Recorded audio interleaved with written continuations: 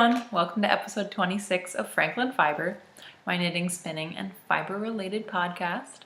I'm Julie, also known as Lovey Lamb, Loveeelamb, on Ravelry and on Instagram.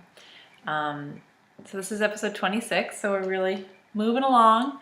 Anyone who's returning, who's watched before, then welcome back. Thanks for tuning in again. And if this is your first time watching, then hi. I hope you like it.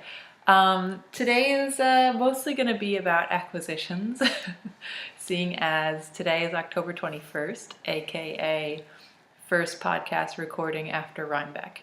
So I've got some stuff I want to show off. If you don't like to watch greedy gluttony, then you might want to just watch half of this episode. So with that in mind, I think I'm going to talk about my knitting in progress and just sort of sprinkle in Rhinebeck throughout and then move on to my acquisitions at the end. So, drink of water.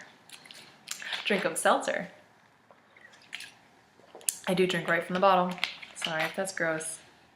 Have I told you about the seltzer before? This is the greatest seltzer on the planet. This is the best seltzer. And I know when you hear a recommendation like best seltzer, you run, not walk, to buy it. I know seltzer's not that exciting, but this is actually really exciting. If you live in New England, you might have had it before. It's Polar, the brand. They, a couple of years ago, started selling it in New York, and now they sell it in New Jersey, select locations. But this is orange vanilla, and it actually tastes like a creamsicle. But there's no sugar. So it's like, good for you, right? Well, it's better than soda anyway. Anyway, I'm hooked. And I just chug it right from that bottle, as you just saw.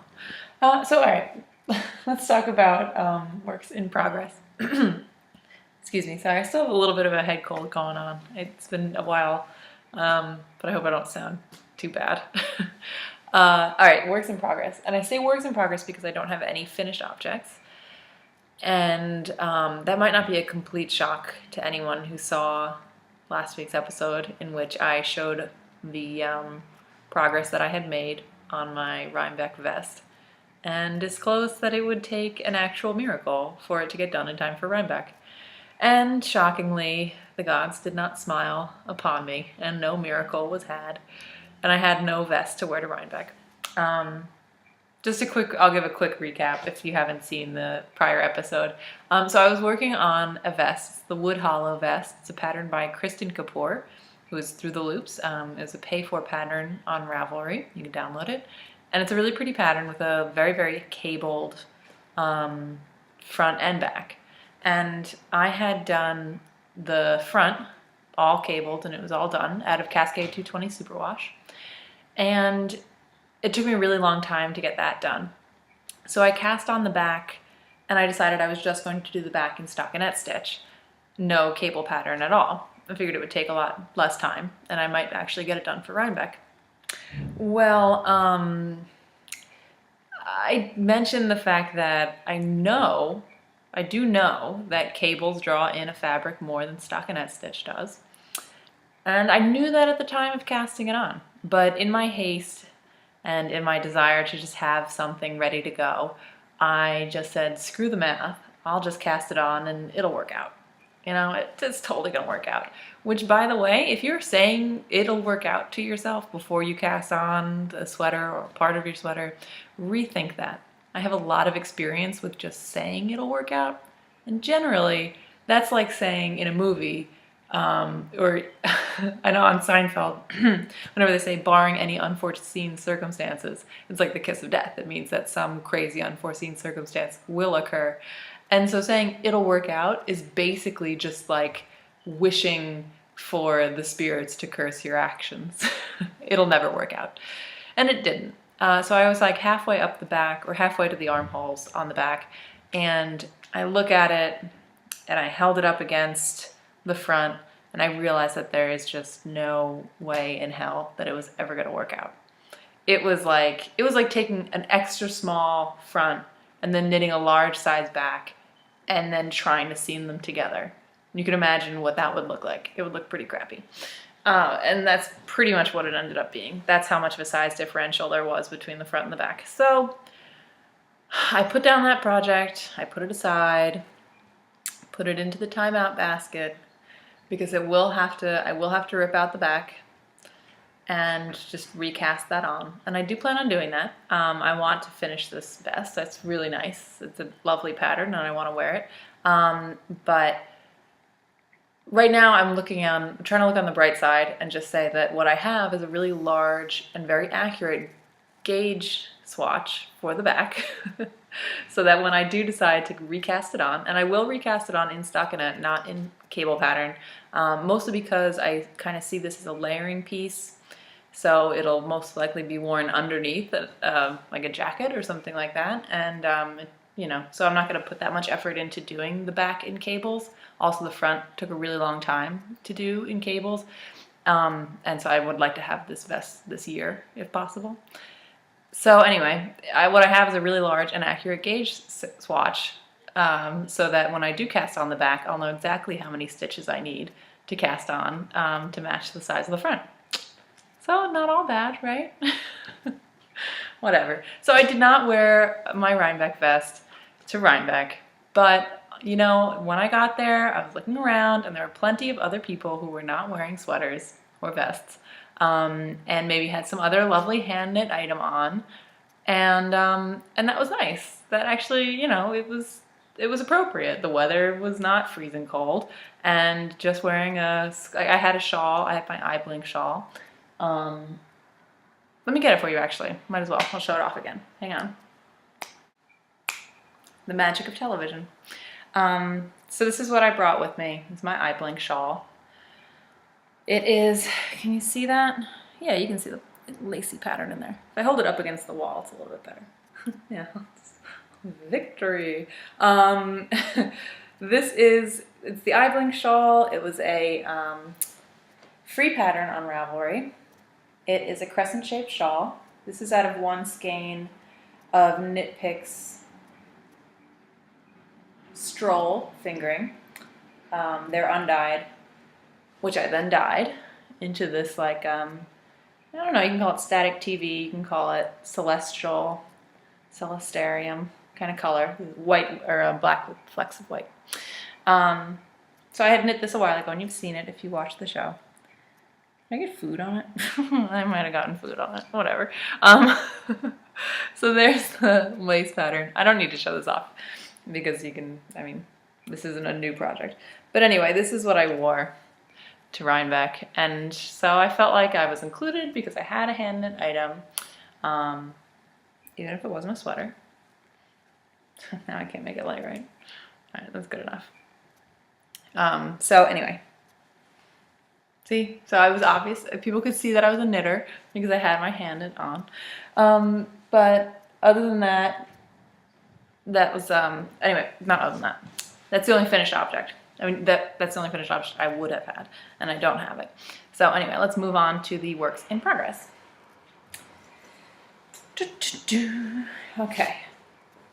Number 1. Here we go. This is one sock. This is a house sock. I cast this on last week in my desperation not to knit on that vest. I needed something else to work on so that I didn't have to work on that vest. So this is it's just a DK weight house sock. That's the plan for it. Just a cozy, comfy sock to wear around the house. And here's sock number 1. I'll show you the yarn. So I'm not using any pattern or anything. This is Broco Comfort DK. It is 50% nylon, 50% acrylic. This color is 2841. That's what it's called. And it is, and it's a chain ply. I don't think you're going to be able to see, but I'll hold it up anyway. Yeah, it's probably not going to come out. It is a chain ply yarn though. And it's very pretty and very soft. I'm fairly certain that this was intended to be made into some kind of baby item. The fact that it's white with these little pastel blips in there. But I saw it and thought that it's perfect for an adult who wants some rainbows in their life. So I want some rainbows in my life. And one thing that's nice about this is that, I mean, it's not wool, so it's not super warm, but sometimes I don't want really warm socks or slippers when I'm in my house. Sometimes my feet are just kind of chilly, but I don't want to have like sweaty feet, you know, like it's not that cold out. And this is something that I think will be, it's like a nice little medium. It's kind of cool to the touch, it's kind of soft. I think it'll just be nice and cozy and comfy. Also, it's totally machine washable. I could throw it in the washer and the dryer and not really have to worry about it, which is a nice plus. This was actually given to me by Sharon, Seashore Sharon, and she was just destashing. And so I grabbed 2 skeins of this, 2 little hanks. It's 178 yards in a 50-gram ball. So I took the first ball, and I cast on a toe-up sock using Judy's Magic Cast On, which is my standard for a toe-up sock, sorry. Yeah, I wrote down somewhere how many stitches I cast on and what I increased to, but mostly I just kind of looked at the needle, and when I felt it looked appropriate, then I went with it. So I cast out an appropriate number of stitches, and I increased to an appropriate number of stitches. And I did a short row heel, which I didn't do a great job with. I wasn't really paying attention, but it's there. So it's like basically the easiest sock that's possible to do. Short rows to me, short row heels are the easiest of all because they require absolutely no thought whatsoever to me. Anyway, I don't have to count really. You just work to the last wrap stitch and, you know, things like that. So I don't have to pay attention that much. With a gusset, I really have to pay attention.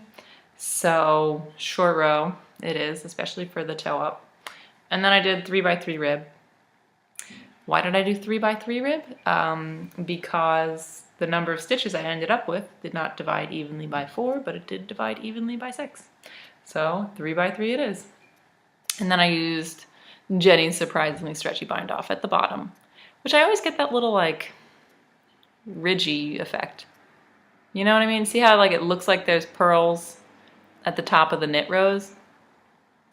If anyone's figured out how to make that look a little nicer, I would love to hear it, because it always does that. But it does have a surprisingly stretchy bind off, so I keep doing it. Anyway, so I cast that one on, and my plan, this is because I, of course, always have a plan. I now have 2 socks on the needles, each with 1 sock done. This you've seen before. It's my Halloween socks. The pattern is Traffic Islands by Nicola? Probably Nicola, W, which is a free pattern on Ravelry. And it's sort of a take on the Jaywalkers, but with a eyelet row. And it's out of Opal in their Handwork and Hobby series. The colorway is called Mauer. Anyway, which looks like Halloween-y to me. So my plan was, in order to avoid second sock fatigue, which I always get halfway through the second sock, I finished this one, then I cast on this one. Now I finished this one and I'll cast on the second one of these, and when that's done, I'll cast on the second one of these. Just to kind of switch it up a little bit, so I just don't get bored doing the same pattern, and also so I have something to look forward to. This is how I work. I need some kind of incentive. So that's what's going on with those. So the next thing that I will cast on will be the second Halloween sock. Okay, and what else?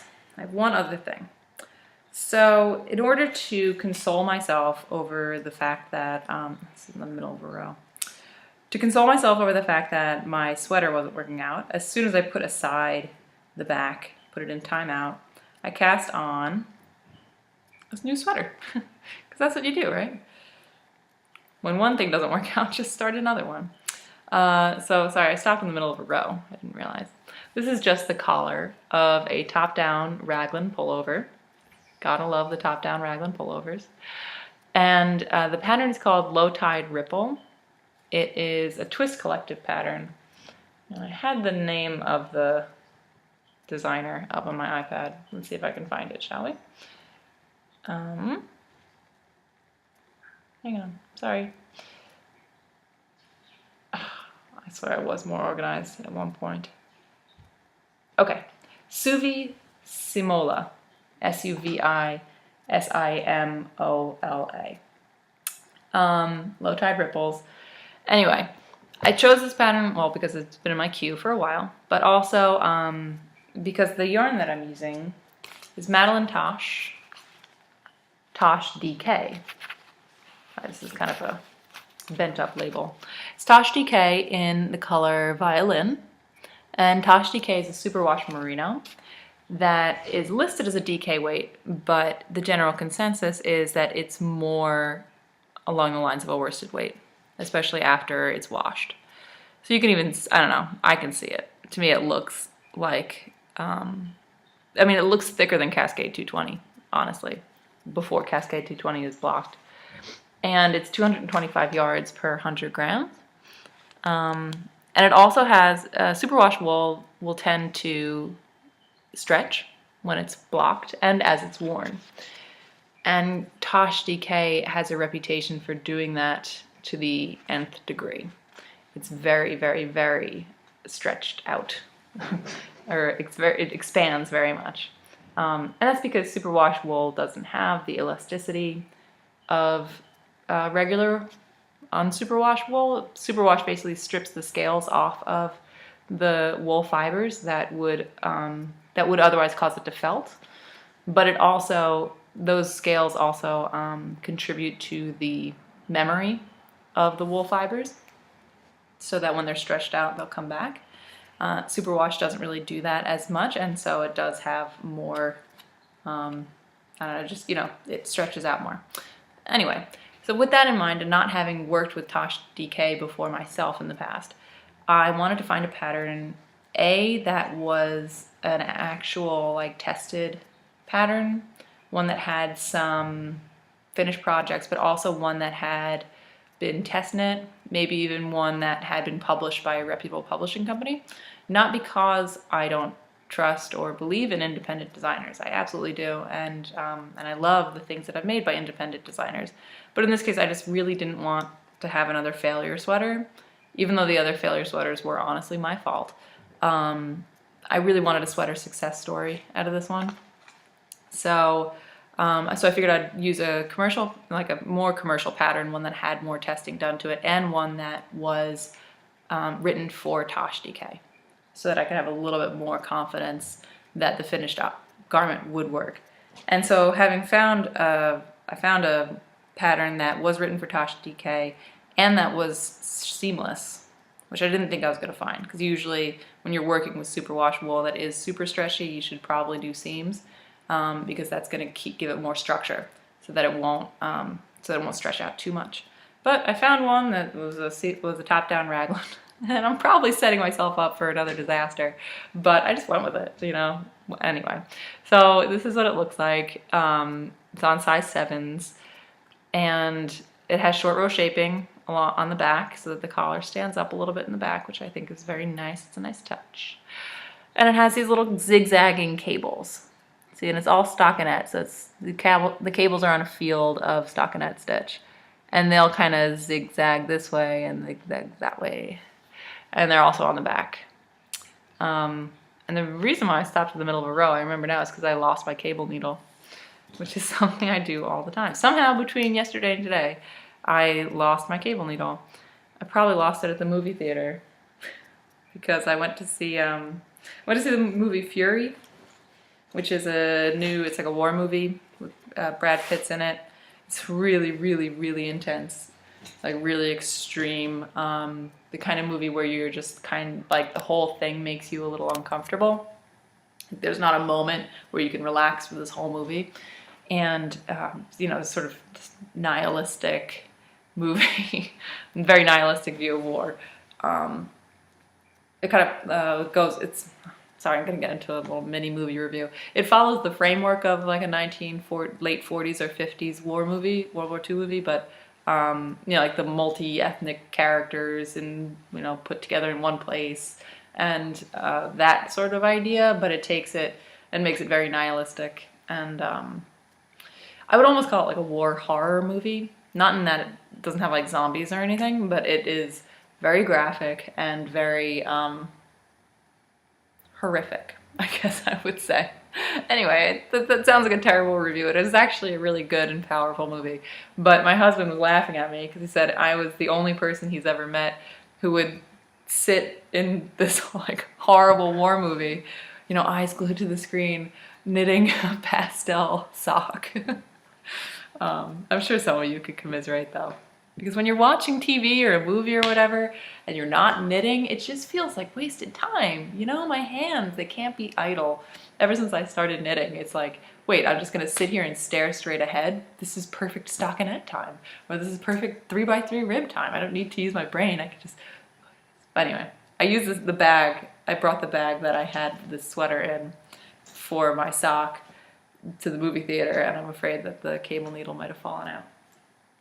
Regardless, it's okay. Spinning, I haven't done any spinning, not since last week when I also didn't do any spinning. I am spinning on my Mawata, my silk hankies. I'll grab them. All right, over here. But I haven't had any progress on them this week. Here, just so you can see them. These are the silk hankies. It's by Chasing Rainbows Dye Works in the More Teals colorway, and they're really pretty. I'm spinning that as part of Malia of the Yarn Raising podcast's New to You Spin Along, in which she's invited people to spin fibers that are new to them using a new technique or using a new tool for the month of October. And so I was really excited to try out silk hankies because I'd never done them before. They are challenging though. Maybe other people don't feel them find them to be as challenging, but just like the act of drafting them, they stick to everything, they stick to your hands. But also they draft out really fine. And I just don't have the same control over them that I do over when I'm spinning wool. And so it's really been a learning curve, and that's fine. I love learning new things, but it's just like, it hasn't made me desperate to sit down and start working on that, if you know what I mean. So that's still just, that's in the same state that you saw it in the last time. And I really want to get that done because I really want to start spinning on the things that I purchased at Rhinebeck. So using that as my segue, I'm going to talk about Rhinebeck, my little, the brochure, the pamphlet. I love it, by the way. It's a little play on the Rolling Stone cover. It's really cute. And, so I had a great time at Rhinebeck. I had a fantastic time at Rhinebeck. I only went for Saturday. I took the train up. I started on Friday night. Friday night I took a train to New York City from Asbury Park at the Jersey Shore, which is where I live. So I took a train up to New York City. I stayed overnight with my little sister in her new place on the Lower East Side, which is adorable and is in a great neighborhood, but I didn't really get to see it because I left at I got up at 5:45 to catch a train, an Amtrak, from Penn Station up to the Rhinecliff Station, which is a beautiful ride. Oh, there's a rainbow outside. I'm sorry, I'm like a squirrel. I'm really easily distracted. Oh, it's so pretty. Anyway, it's a less than 2-hour ride up the Hudson to Rhinecliff Station. And it's a beautiful ride because it really does. It just follows the Hudson the whole way. And so the views are gorgeous. The foliage, surprisingly, wasn't as autumnal as it has been in years past. At least, on the approach up to Rhinebeck, it seems like it's a little bit later. But Rhinebeck itself was like an explosion of color, like it always is. So then I walked from the train to the fairgrounds, which is only about a less than 3-mile walk. It's a really nice walk too. And then I got there and I immediately just dove in, went to all of the buildings and as many barns as I could, and I did my shopping in the early part of the day so that I could just hang out for the second half. And I did get to go to the podcaster meetup, and I did get to meet some people there, which was great. I got to meet some of the other podcasters that I watch, and just got to meet some new people and some people who I've met before. So that's one of the nice things about Rhinebeck, is that everyone gets together for it. And then so the second half of the day I just kind of relaxed and wandered and had a good time. Hang on one second, I'm sorry. I'm gonna have to pause. Sorry about that, my computer was about to die. Anyway, what was I gonna say? Second half of the day. Yeah, I got to just kind of relax. I ate lunch. I went to get some apple cider donuts, and that was a fail. So lines are always a problem at Rhinebeck. I usually manage to avoid them one way or another. But I did decide I wanted an apple cider donut, and I went up the hill to where they sell the apple cider donuts and had to just cut bait after waiting for 15 minutes in a line that just wasn't moving at all. And it's not like I was near the front either. So I decided I just didn't need apple cider donuts that bad. I went down to the 4-H booth where the little 4-H kids sell apple cider for $1. So I got one of those, and then got myself some maple cotton candy, which is awesome, in case you were wondering. It's cotton candy made with maple sugar. And that was much better than apple cider donuts anyway. Not really, but it was a good consolation. It was a good second place.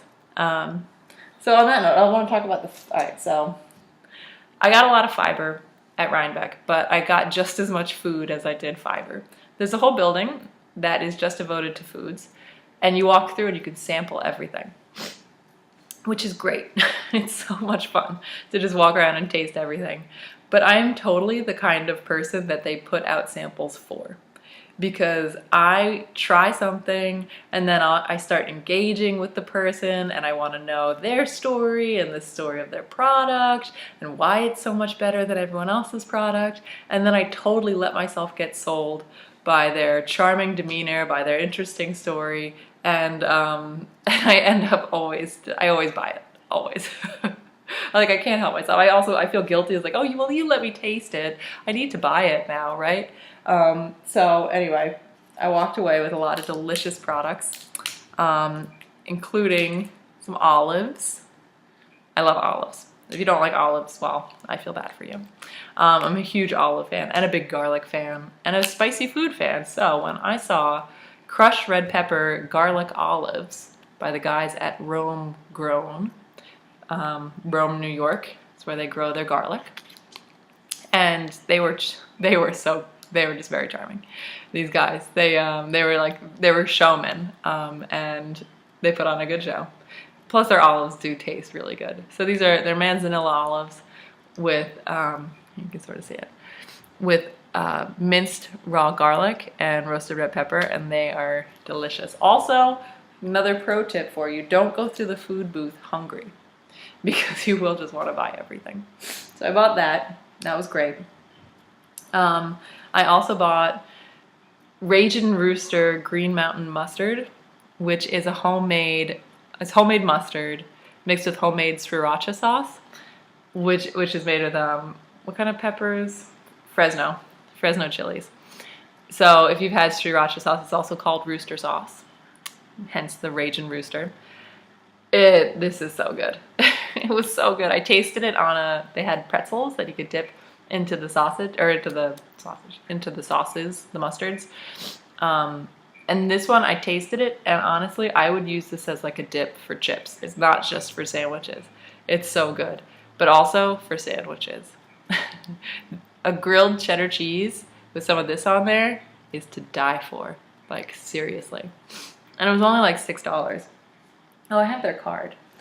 They gave me a card. It is Green Mountain Mustard, and that's their website, buymustard.com. Evidently, you get free shipping if you buy more than $30 worth of mustard, and it is shelf stable. So they also have other social media. They're on Facebook, they're on Instagram, they're on Twitter, so you can check them out. That guy was really nice too. They had horseradish mustard that was really good, and they just had lots of other, like, more normal homegrown mustards. So I got that, and then I also got this girl. This girl, I loved her. There was no way I wasn't walking away with something from this girl. So it's Rocker Box handmade 100% pure gold nugget garlic. She grows her garlic, she roasts it, and then dehydrates it, and then pulverizes it into garlic powder, or she actually calls it garlic dust. So see, she's got cute packaging. Gotta love the good packaging. She's out of Millbrook, New York, and so evidently she said that this is like 4 times more powerful than supermarket garlic powder, which I believe. I had some. I put it on tuna fish. Like, I made some tuna fish and I sprinkled it in, and it was like, whoa, but in the best possible way. And she was just so cute. I I loved it. She's like probably my age. I don't know why I keep calling her girl. It's not like she was a little girl or anything. Mid-20s or whatever. But she had her little booth with all of her jars around her. And she's just like this little hipster girl selling these cute little hipster products. Here, she has a website. I'll show you that. What is it? Rockerboxgarlic.com. So I had to buy it. I had to. And again, I think this was $6 too. It's totally worth it. And it'll last a long time. So I got my hipster garlic and my hipster mustard. Oh boy, I'm such a cliche. Hey, Gray's cat. I'm not sorry. Moving on to the fiber purchases, because I'm sure that's what you care about more, unless you're really into mustard like I am. Or garlic. Mustard and garlic. My breath smells great all the time. No, I'm not, I don't actually just eat olives, mustard, and garlic, I swear. Sorry, took that in a weird direction. All right, I'm gonna kind of go chronologically through what I bought. So first we have some fiber. This is approximately 3 ounces of merino. It is raised in Maine by this lovely woman who also dyes the wool using plant dyes. She had a bunch of bins out. She was selling it by the ounce, this roving, and so each bin had a different type of natural dye that had been used, and you could see the color variation between just different batches of the same fiber and the same plant-based dye. This is indigo, and it's so pretty. Oh gosh, I love it. It's a gorgeous color. It's not coming up. It has a little bit more of a bluish tint to it, or I'm sorry, a greenish tint to it than is coming through, but it's really pretty. This was by Sunshine Daydream Farm. Gotta love the hippie Grateful Dead references. And so she raises her sheep. She raises Merino, Corriedale, CVM Rommeldale, and Finn. Her name is Michelle de Lucia. And she also does, sorry, my cat is freaking out. She also does felted objects. But she does use all natural dyes. And she was really sweet. So I would check her out. She's at sunshinedaydreamgardens.com. And this was really affordable. It was a couple of bucks an ounce. So yeah, about 3 ounces of that. And I was on kind of an indigo kick. Really, indigo is one of those things that really fascinates me, that process of dyeing. And it isn't labor intensive, so I'm not sure if it's something I'll ever try. So I didn't feel bad buying a bunch of indigo dyed products. This is by Botanical Shades Artisan Yarn. It's a 2-ply sport weight, and it is a wool mohair blend of a 2-ply. So yeah, it's a sport weight. It's 330 yards. And this one I got a slight discount on because there are a few specks of misdyed areas, which is fine. But it's this beautiful light, like a cloud shade of light blue that was also dyed with indigo dye. It's really pretty. They do have a website. I'll try to find it. Oh, okay, it's www.botanical-shades.com. And they were very nice there too. They also had some beautiful, they're from Maine. They also had some beautiful Maine raised roving that was hand dyed. Okay, so that's my plant dye. That was my crazy cat. That was my hippie purchases. And now I have my little bit more normal purchases. I had to stop by Into the World. I love their fiber. I had spun, I don't know if you have seen it, a few months ago, I spun their Rambouillet. I spun their Rambouillet in the Mercy Hardigan colorway, and it was just beautiful. It was prepared beautifully. There was nothing wrong with the dyeing. There was no aspect of it that I didn't like. And I loved the finished product too. So I really wanted to get something else by them, and I like how they do sell yarn in fibers that aren't your typical, merino silk or whatever like that. There's a little bit more variety. And so I stopped by them to see if I could pick up something that I'd never, that I hadn't worked with before. And I found this. It's the colorway is Mithrander, and it's dyed on Masham or Massam. Heard it both ways. It's about 4 ounces. There you go. Intotheworld.com. They do sell online. but it's this great camo kind of color. You can kind of see it. There you go. It's like an olive green with a little bit of a gray green and a little bit of a brown green. And I love it's tonal, but it still has like it has character of its own. I think it's going to spin up gorgeous.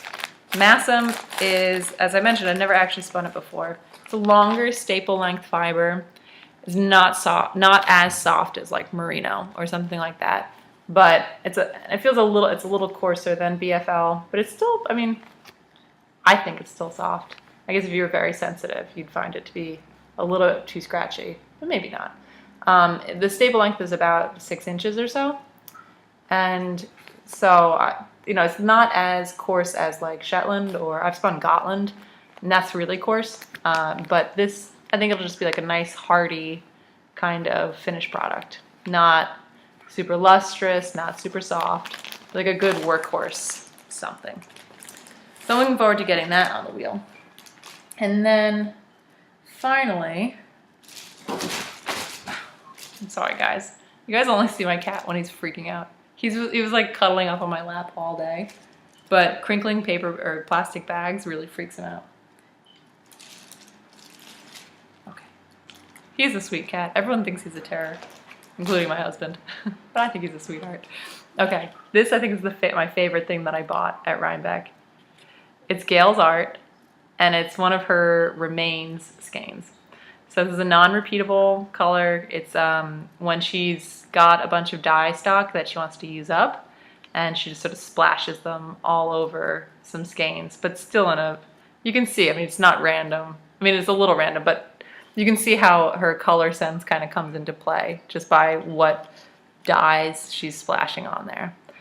It's screaming bright. It's so fun. It's like 80s-tastic. I love it. I love how bright it is.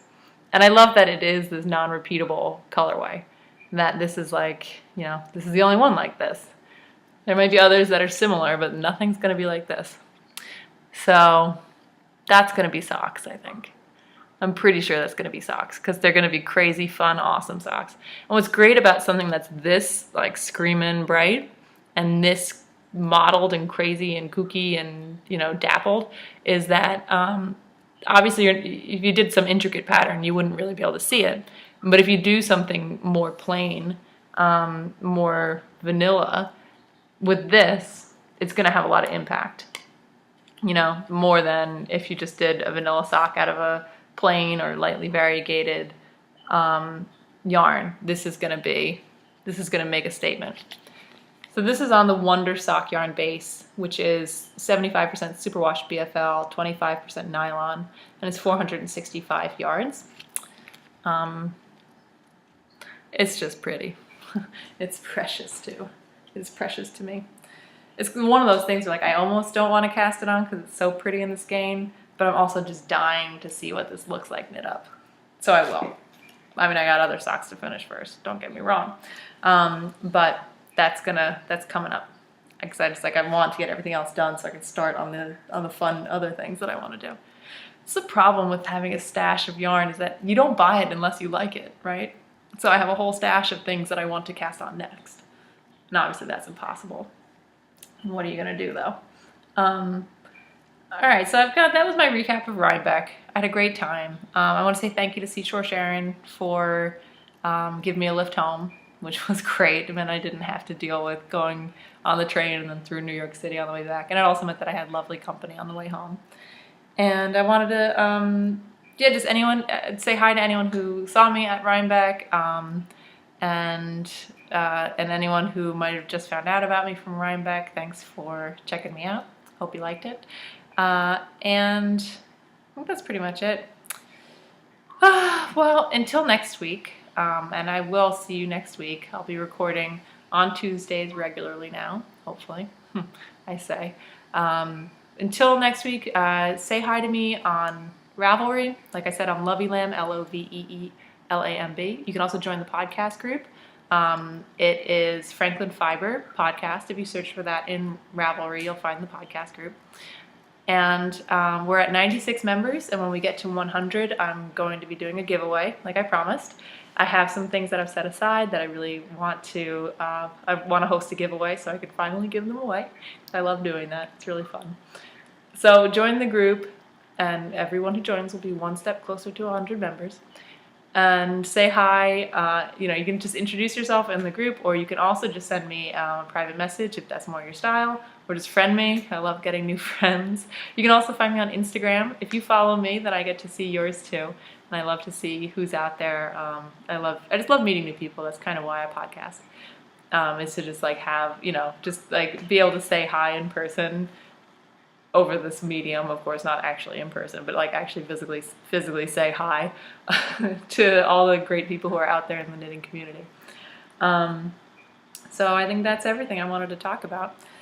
Well, yeah, until next week, stay crafty. Bye.